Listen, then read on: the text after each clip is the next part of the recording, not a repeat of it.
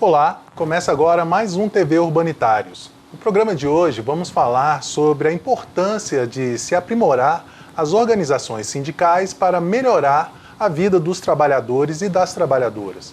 Para falar sobre esse assunto, está aqui no estúdio da TV Comunitária em Brasília a mestre em Ciências Florestais e diretora do Sindicato dos Urbanitários no DF, Fabíola Antezana. Seja bem-vinda. Obrigada, Henrique. Fabíola, a exploração do trabalho foi algo que sempre existiu ao longo da humanidade, né? Na antiguidade havia escravidão. Hoje também, mas hoje é crime. Naquela época era uma convenção social, era comum. Sim. Na Idade Média havia os servos, né? Que vendiam a sua força de trabalho para os senhores feudais, né, em troca de terra. Na modernidade, os trabalhadores, justamente no momento de ascensão do capitalismo e da Revolução Industrial, né, no século XVIII. Passados muitos séculos, desde então, os trabalhadores vieram adquirindo, né, muitos direitos, porque até então na Revolução Industrial se trabalhava 14, 16, até 18 horas, crianças, mulheres nas fábricas, né? Então, desde então, os trabalhadores vieram conquistando muitos direitos. No entanto, na atualidade, o momento parece ser de retrocesso. Como é que você vê essa questão?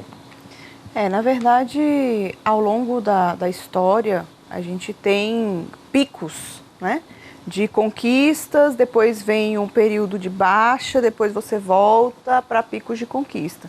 E o que parece hoje que a gente está vivendo, principalmente aqui no país, no Brasil, é já aquele derradeiro, a gente está lá embaixo. Inclusive com a formação desse congresso está colocado, um dos mais retrógrados possíveis, com que todo o projeto de lei, todas as iniciativas que são feitas por quem deveria estar protegendo o país, na verdade, vem ao encontro da classe trabalhadora. Você vê o processo da terceirização, você acompanha agora essa PLS 555 que acaba com as empresas estatais, que é uma gama de trabalhadores extremamente importante para o país e que vai ficar completamente descoberto. E por aí vai. Toda semana a gente tem um ataque deliberado contra a classe trabalhadora, né? Então, nesse foco, as entidades sindicais, elas precisam estar atentas e o tempo inteiro em constante movimento e revisitação, né, da sua prática, inclusive. Nós temos diversas centrais sindicais hoje no país, diversos sindicatos, e a unidade dessas centrais, desses sindicatos, é que vai ser primordial para a gente poder superar esse momento de crise, porque na verdade é uma crise política que a gente está vivendo, né? Inclusive aqui em Brasília, né? Inclusive aqui em Brasília. Com perdas de direitos, na verdade o governo não admite pagar direitos que foram conquistados, né, no ano passado.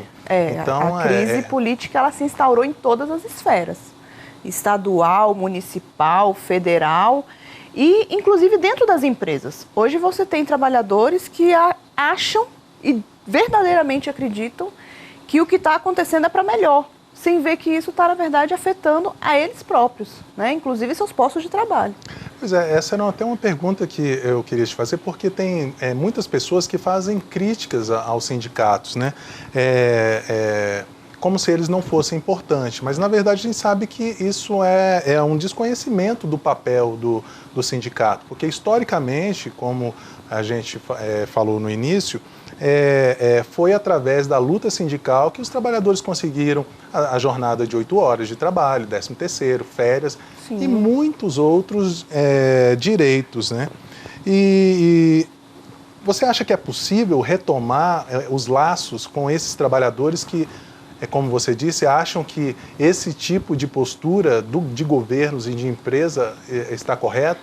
Sim, eu acho que é possível, mas que é um processo que demanda um certo tempo, até porque essa lógica ela vem implantada desde o berço. Então, quando você, na sua comunidade familiar, na sua comunidade de bairro, você vê coisas acontecendo e lhe ensinam que você tem que ser sempre o melhor e olhar apenas para você, não pensando num coletivo, seja qualquer movimento. A gente está falando aqui do movimento sindical, mas qualquer movimento coletivo é um movimento de organização. E ali todos têm que pensar num todo e não apenas no seu. E infelizmente o que a gente vê hoje não é isso. Você vê as pessoas pensando apenas naquilo que é seu. Então pensam naquilo que ele vai fazer bem sem pensar no todo. Então esse resgate ele é muito importante. O papel de formação dos sindicatos, resgatar o papel de formação das entidades sindicais. Aquela formação que traz e resgata não só o papel da entidade sindical como uma instituição que mobiliza e fortalece os trabalhadores, mas principalmente essa parte do coletivo. É como atuar coletivamente para que todos possam alcançar alguma conquista, aquilo que se almeja enquanto grupo e não como indivíduo.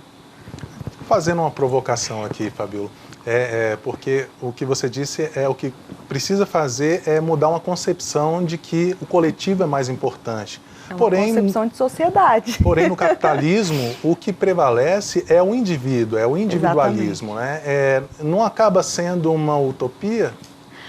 Olha, eu não acredito que seja utópico a partir do momento que você tem mobilizações, você tem entidades mobilizadoras que demonstram que isso é possível. Você tem movimentos sociais, você tem o próprio movimento sindical, que por mais que tenham as críticas, com a sua organização conseguem travar batalhas e barrar processos que são daninhos à classe trabalhadora. Então você tendo isso e você tendo essas experiências, você consegue aos poucos ir aumentando esse foco. Claro que com o regime capitalista implantado, onde o foco é sempre o individual, é mais difícil se fazer esse trabalho, mas não creio que seja utópico. Eu acho que ele é possível. Foi mesmo uma provocação, até porque se no século XVIII aqueles trabalhadores que eram explorados, trabalhando até 18 horas, com salário em péssimas condições de trabalho, com salários miseráveis, se eles acreditassem que fosse utópico, a gente não teria chegado aonde estamos. Né? Exatamente. Agora, Fabíola, é verdade também que, por um outro lado, existem sindicatos e entidades que não são sérias, sindicatos de fachada. Mas, por outro lado, também existem muitos outros sindicatos, e eu acredito que seja a grande maioria, que são trabalhos que defendem o trabalhador com seriedade. Né? É possível para o trabalhador fazer essa distinção do que é sério e do que não é sério? É possível. Acho que quando o trabalhador ele vê a postura de determinada entidade sindical, determinado movimento social, determinada forma de organização, onde claramente se percebe que não há avanços, não há comprometimento com a luta, você faz essa distinção. Infelizmente hoje, de fato, nós temos muitos sindicatos que são sindicatos de fachada. Eles sobrevivem hoje graças ao imposto sindical, que é uma crítica, inclusive, que nós, dos sindicatos humanitários, fazemos sobre o imposto sindical. O sindicato deveria sobreviver, na verdade, ele deveria ter como base de apoio a sua base de filiados, e não um imposto pré-determinado pelo governo, obrigatório, que vai ser repassado independente da sua forma de atuação. Né? Então, assim, é possível fazer essa distinção. Acho que para muitos talvez não seja tão fácil, porque muitos desses sindicatos de fachada jogam com aquilo que o trabalhador ou a trabalhadora ela quer ouvir, que é o seu direito individual, em detrimento de um direito coletivo. E como hoje, infelizmente, essa está sendo uma máxima dentro da classe trabalhadora, talvez tenha um pouco dessa dificuldade, mas com o tempo você vê exatamente quem demonstra, quem vai para a rua, quem dá a cara a tapa para poder coibir determinados processos. Exemplo disso foi a PL 4330. Quem pegou a bandeira e foi para a rua contra o processo de terceirização. E a quem ela atingia mais. Né? Os sindicatos de fachada não se mexeram. Se mexeram aqueles que são sindicatos sérios e sindicatos de luta. Fabíola, eu queria que você explicasse para as pessoas que nos assistem por que é importante aperfeiçoar e melhorar as organizações sindicais. Como eu coloquei no início, assim, é todo um ciclo, né? Então, da mesma forma que o mundo do trabalho é um ciclo e que existe uma política cíclica, as entidades sindicais elas têm que estar em constante revisitação. Até porque, graças à política implantada no governo Lula e continuada no primeiro governo da Dilma, nós tivemos uma gama de concursos públicos que trouxe uma nova classe trabalhadora para dentro das empresas. né? E essa classe trabalhadora jovem tem uma outra forma de ver o mundo do trabalho, uma outra forma de ver a relação capital-trabalho. Então, se os sindicatos eles não conseguirem se revisitar, remodelar a sua estrutura de atuação, você vai perdendo, inclusive, formas de estar melhorando e conquistando mais benefícios, mais direitos, ampliando a atuação das empresas, que consequentemente se reverte para o trabalhador. Não adianta a gente achar também que uma empresa fraca vai conseguir ter uma classe trabalhadora com um bom acordo coletivo de trabalho, né? Então você tem que estar sempre colocando na balança o fortalecimento da empresa com o fortalecimento da classe trabalhadora, a valorização dessa classe. Eles vão andando juntos. A hora que essa balança ela se desequilibrar, aí a gente começa a entrar exatamente nesse período de desequilíbrio que a gente está agora, né? Um colapso, né?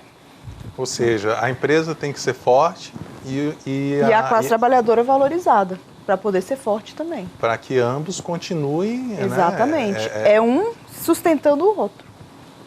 Para que ambos se mantenham vivos, né? Agora, falando nessa questão de aperfeiçoamento, os trabalhadores do ramo urbanitário, eles estão fazendo isso, justamente isso, né? Que está sendo criada uma confederação. E o que falta para que essa confederação seja criada? Bom, a gente começou um processo de reestruturação da nossa organização urbanitária, que representa o ramo do setor elétrico e o ramo do saneamento, a partir do momento que nós vimos que a nossa forma de organização ela não estava sendo suficiente para dar conta da demanda que nós estávamos tendo enquanto entidade sindical, seja a federação, seja os sindicatos. Então, para criar uma confederação, do ponto de vista legal, nós precisamos ter 3 federações a nível nacional já legalizadas. 3 federações regionais podem dar, ou estaduais, municipais, elas podem dar início à criação de uma confederação. E cada uma dessas federações ela tem que ser composta por 5 sindicatos. Então, imaginemos, por exemplo, o estado de São Paulo. Só no estado de São Paulo, a gente tem já hoje uma tentativa de criação da Federação dos Trabalhadores Eletricitários do estado de São Paulo. São vários sindicatos municipais que se juntaram e estão criando essa entidade. Ainda está em processo. Ainda está em processo de criação. Os sindicatos do Nordeste do país se juntaram, todos os sindicatos dos estados do Nordeste, e criaram a Federação Regional dos Urbanitários do Nordeste. Essa já está criada. A Federação Nacional dos Urbanitários, ela já está criada, ela existe, toda legalizada. Ou seja, os urbanitários, então, já tem 2 federações, basta mais uma. 2 federações constituídas, e basta mais uma. E a nossa forma, o nosso entendimento, a melhor forma da gente se organizar seria por regiões. Regionalizar o Nordeste, o Norte, o Sul, o Sudeste e o Centro-Oeste. A partir da criação dessas federações regionais, a gente conseguiria montar uma confederação a nível nacional. Então, a gente está nesse processo, a Federação do Centro-Oeste, ela está em processo de criação, inclusive com assembleias acontecendo. A Federação do Norte também iniciou o processo para a criação legal da sua federação, para ter essa representatividade. A Federação do Sul, da mesma maneira. E a gente acredita que assim a gente consegue fortalecer a luta dos urbanitários a nível nacional. Não é que a gente está pegando uma estrutura que existia e desfazendo dela. A gente está transformando ela e elevando ela um nível acima para aquilo que a gente acredita que é necessário para continuar no processo de luta. E o que seria esse um nível acima?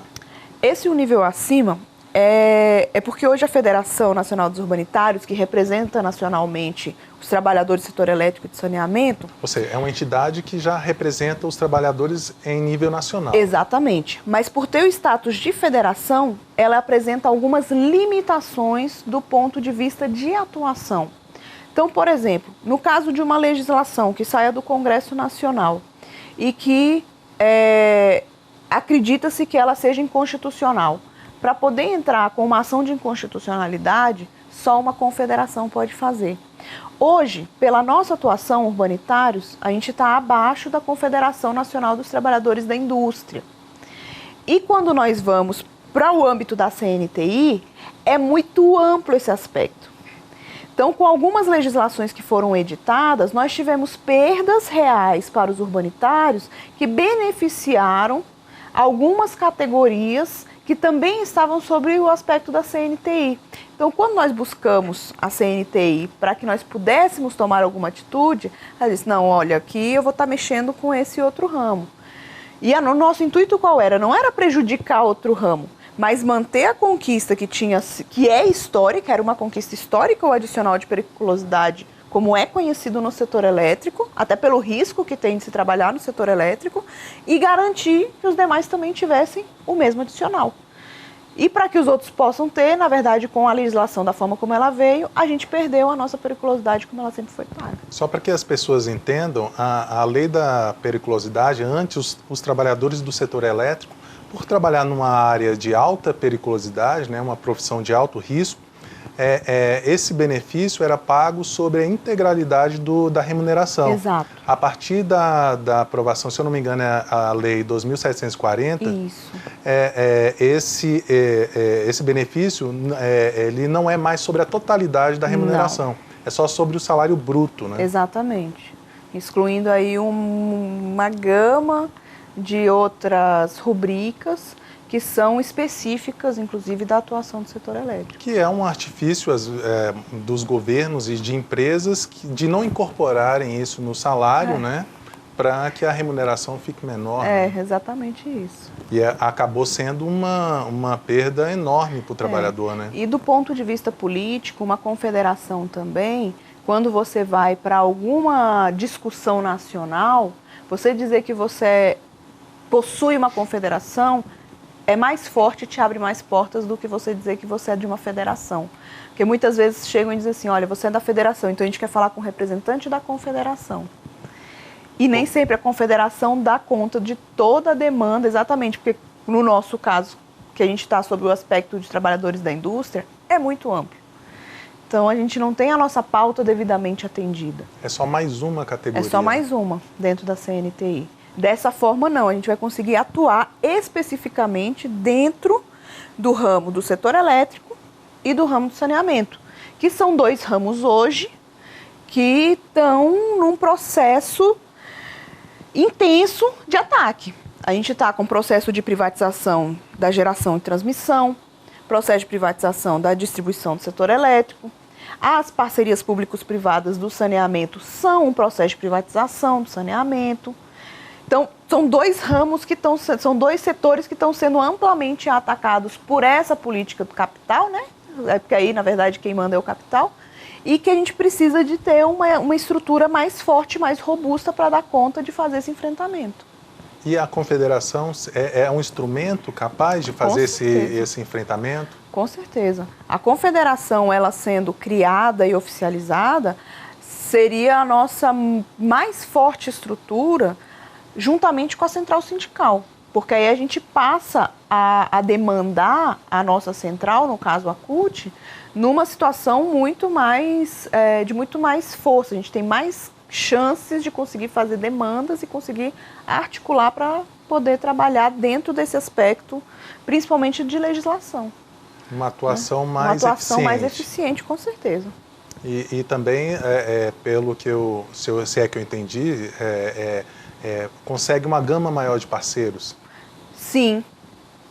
Nós podemos, assim, a confederação criada, ela abarca diversas federações que abarcarão diversos sindicatos e com isso a gente tem uma área de atuação maior do que a que a gente tem hoje enquanto FNU, Federação Nacional de fato é o aprimoramento da organização sindical. Essa é a ideia, aprimorar.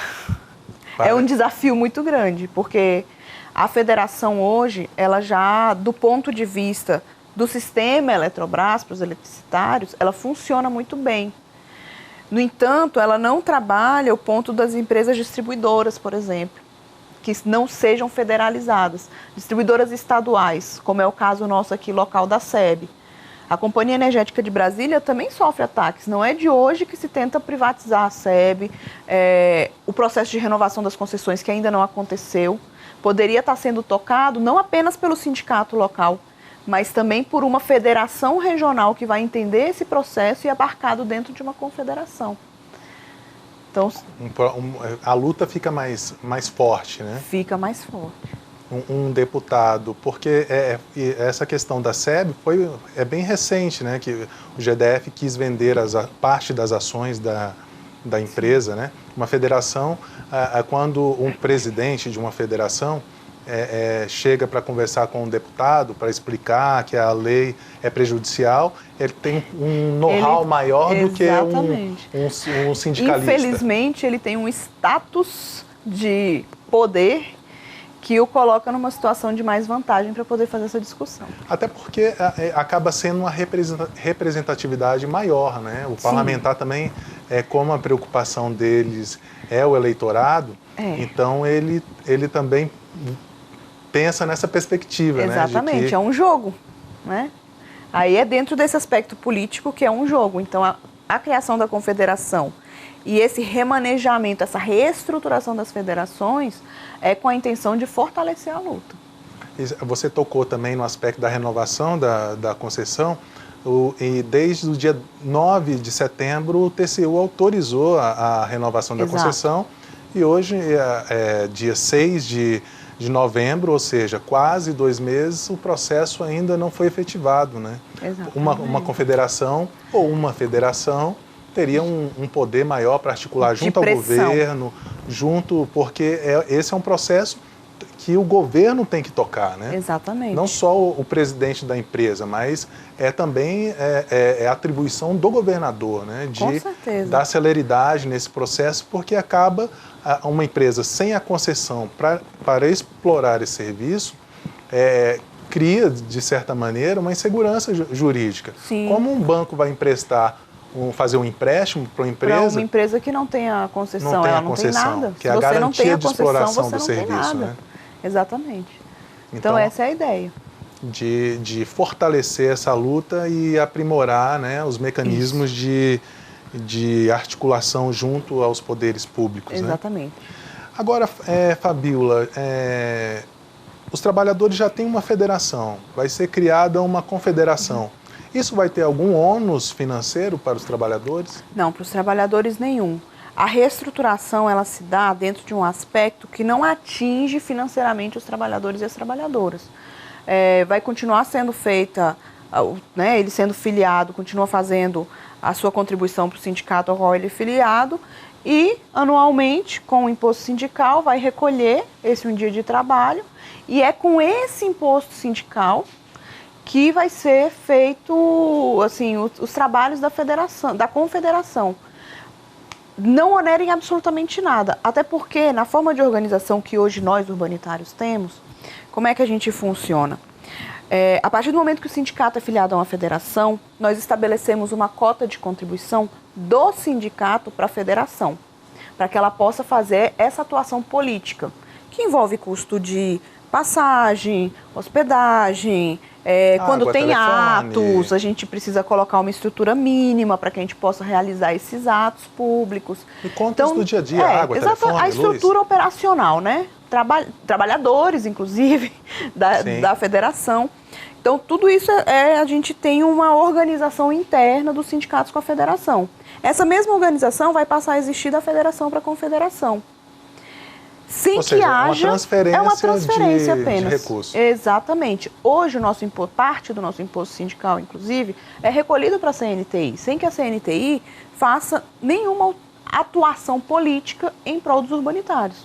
E quando precisou, não foi atendido.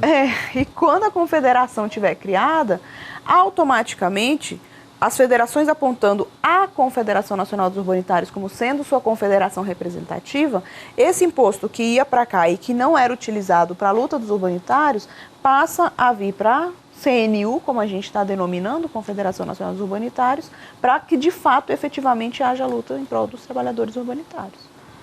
Perfeito. Fabíola, para finalizar, porque o nosso tempo está chegando ao fim, eu queria que você... na sua opinião, na sua avaliação, o que os sindicatos, federações, uma possível confederação, movimentos sociais, eles podem fazer para conter essa onda de retrocesso, né? Aqui em Brasília, diversas categorias de greve, né, lutando às vezes lutando para receber a inflação, né? Olha, Há outras categorias lutando para que suas empresas não sejam privatizadas. O que essas entidades precisam fazer para tentar conter essa onda aí de retrocesso? olha, é tanta coisa que precisa fazer, mas eu acho que talvez o principal seria focar exatamente nesse processo de formação política dos trabalhadores que estão nas empresas. E quando eu digo política, não é formação política partidária. É formação política de entendimento de como funciona Do processo, né? o processo. Seja a questão do capital-trabalho, capitalismo, socialismo, até a questão mesmo do processo fim. Hoje nós temos trabalhadores que estão dentro das empresas do sistema Eletrobras, dentro de empresas distribuidoras de energia elétrica, que não conseguem perceber como funciona, por exemplo, o marco regulatório do setor elétrico. E conseguem, apesar de trabalhar nas empresas do setor elétrico, creditar o aumento extraordinário das tarifas de energia ao governo e não ao marco regulatório, por desconhecimento do marco regulatório no qual a empresa está inserida. Quem tem o conhecimento do marco regulatório percebe claramente que o marco regulatório do setor elétrico, ele foi feito de tal forma que propicia esse aumento constante de tarifa de energia elétrica e sempre jogando essa carga para a sociedade. Porque o prejuízo não vai ficar com a geradora transmissora, não vai ficar com a distribuidora, nem com a comercializadora. Ele tem que ser repassado pelo marco regulatório. Está lá estabelecido, que vai ser repassado para a tarifa. Seria a ANEEL. O marco regulatório, na verdade, é todo o arcabouço legal. E quem determina o arcabouço legal e participa da formulação dele, a ANEEL, junto com a EPE, né, a empresa de pesquisa energética, e o Ministério de Minas e Energia. Mas prioritariamente a ANEEL, que na verdade presta um serviço para o mercado financeiro e não para a sociedade. Até porque sempre quem acaba pagando o pato, e quem está pagando o pato é a sociedade. Exatamente. E isso tudo está legalizado no nosso marco regulatório. E nós temos trabalhadores que não conseguem entender isso e fazem uma crítica de forma equivocada. Então, esse processo de formação conseguiria fazer com que esses trabalhadores, ao invés de se mobilizar única e exclusivamente por uma pauta corporativa de aumento salarial, de abono, que é extremamente justa e também é necessária, inclusive, para a gente manter a economia sempre em equilíbrio, conseguiria fazer um trabalho maior, que é discutir, de fato, políticas setoriais, que é o futuro da empresa, que é o futuro da sociedade. Nosso setor é extremamente estratégico para o desenvolvimento do país, né? E da forma como está colocado o marco regulatório, inclusive, refletiu diretamente nas indústrias. As indústrias pararam de consumir energia, pararam de produzir produtos para poder vender a pouca energia que eles produziam já como geradores independentes e colocar para disputa no mercado. Sob o argumento de que a sociedade não estava consumindo, né? Na verdade, não argumentaram nada. Foi do ponto de vista financeiro, de olhar o seu balanço no final do ano e poder jogar mais divisa para o exterior. Porque muitas indústrias estavam fazendo isso. Comprava a energia por preço 120 e vendia por 780. Exatamente. São as comercializadoras, que na verdade são o vírus do setor elétrico. Ou seja, indústrias que deixaram de ser consumidoras para ser geradoras. Exatamente. Né, comprando a energia. Então, nesse processo de formação, onde você abarca essa questão política, que nem eu falei, não é política partidária, mas são questões políticas, a gente conseguiria fazer esse revés e ter uma classe trabalhadora, inclusive, unida, porque hoje, infelizmente, o que a gente vê são classes trabalhadoras que olham assim, eu sou eletricitário, eu sou saneamento, eu sou saúde, eu sou educação, e não consegue travar uma pauta única. Então, esse é um processo também, um desafio muito grande, é como fazer a unificação de todos os trabalhadores e colocar isso. Nós somos classe trabalhadora, nós não somos classes, nós somos uma classe. Temos diversos ramos, diversos setores, mas nós somos uma classe. E é a classe trabalhadora. Perfeito. Esse é um assunto sobre essa questão da energia como mercadoria, né, que a gente daria um programa inteiro sobre isso. Com certeza. Mas, infelizmente, o nosso tempo encerrou. Eu preciso finalizar o programa e queria agradecer aqui a sua participação no TV Urbanitários. Ok, eu que agradeço, Henrique. Eu conversei com a mestre em Ciências Florestais e diretora do Sindicato dos Urbanitários no Distrito Federal, Fabíola Antezana, que falou sobre a importância de se aprimorar as organizações sindicais para melhorar a vida dos trabalhadores e das trabalhadoras. Você pode rever este e outros programas em nossa página www.urbanitariosdf.org.br ou em nossa página no YouTube, TV Urbanitários DF. Você também pode mandar sugestões e críticas para comunicacão@estildf.org.br ou pelo nosso WhatsApp 9144 8075. 9144 8075. Muito obrigado pela companhia e até a próxima.